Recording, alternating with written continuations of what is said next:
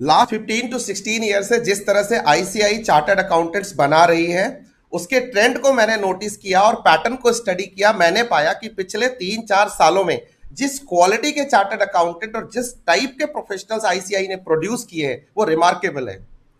इसको समझने के लिए मुझे समझना पड़ा आईसीआई के लेटेस्ट क्वेश्चन पैटर्न को।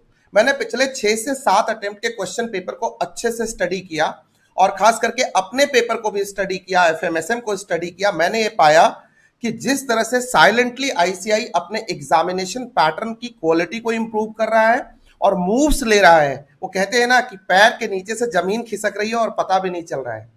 तो ये आईसीआई के कुछ साइलेंट मूव्स हैं जो मैं इस वीडियो में आपको शेयर करूंगा एग्जाम से रिलेटेड। अगर आप सितंबर 25 या जनवरी 26 अटेम्प्ट देने वाले हो तो ये वीडियो आपके लिए लास्ट तक देखना मस्ट है।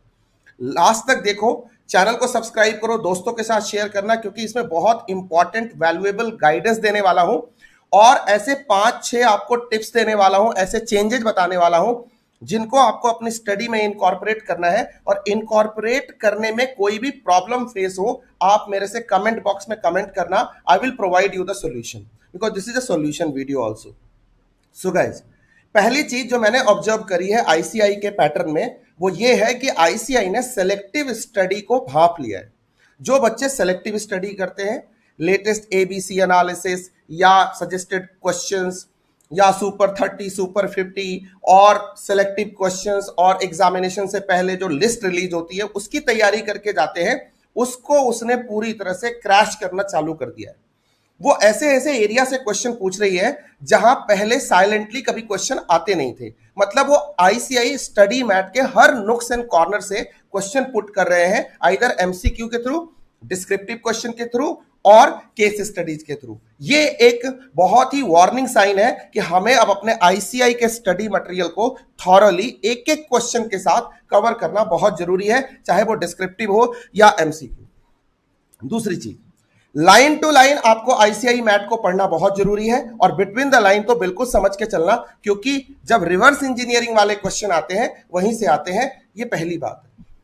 दूसरी बात, दूसरा चेंज जो मैंने साइलेंटली देखा है आईसीआई को करते हुए वो है एमसीक्यूज में changes.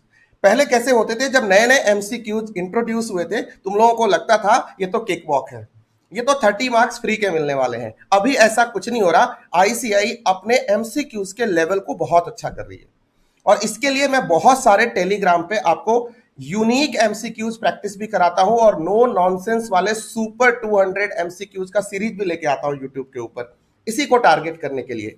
Case based, practical, application oriented and rigorous and hidden data के साथ, हिडन इंटरप्रिटेशन के साथ वो एमसीक्यूज पूछ रहे हैं जो रिलेटिवली इतने आसान नहीं है हिट करना।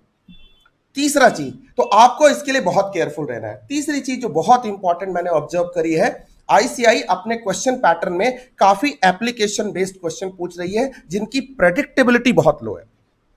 कई बार लेंथी पेपर आते हैं और आप प्रेडिक्ट नहीं कर सकते कि कौन सा पेपर टफ आने वाला है। किसी अटेम्प्ट पे हम ऑडिट को मान के चलते हैं टफ आता आएगा, वो इजी आ जाता है, सोचते हैं एफएम बहुत ही सिंपल आएगा, वो टफ आ जाता है, फिर दोनों को मान के चलते हैं, कॉस्टिंग अपनी वाट लगा देता है। ठीक है, तो अगर हमें ये एग्जाम फोड़ना है, तुमको क्रैक करना है, तुमको इस गेम प्लान को समझना पड़ेगा। तो आपको ध्यान रखना है, प्रेडिक्टेबिलिटी पे तैयारी नहीं करनी है, आपको एक फुल कॉम्प्रिहेंसिव तैयारी करनी है। अभी काफी वक्त आपके एग्जाम में बचा है। पहले 3 जो पॉइंट बताए हैं, इसमें कहीं कोई प्रॉब्लम आ रही है कमेंट करके बताना, सॉल्यूशन दूंगा अपने सब्जेक्ट से रिलेटेड और अपनी स्टडी में इसको जरूर इनकॉर्पोरेट कर लेना। चौथी चीज जो मैंने ऑब्जर्व करी है, मार्किंग का पैटर्न। मार्किंग का पैटर्न बहुत ज्यादा स्ट्रिक्ट हुआ है।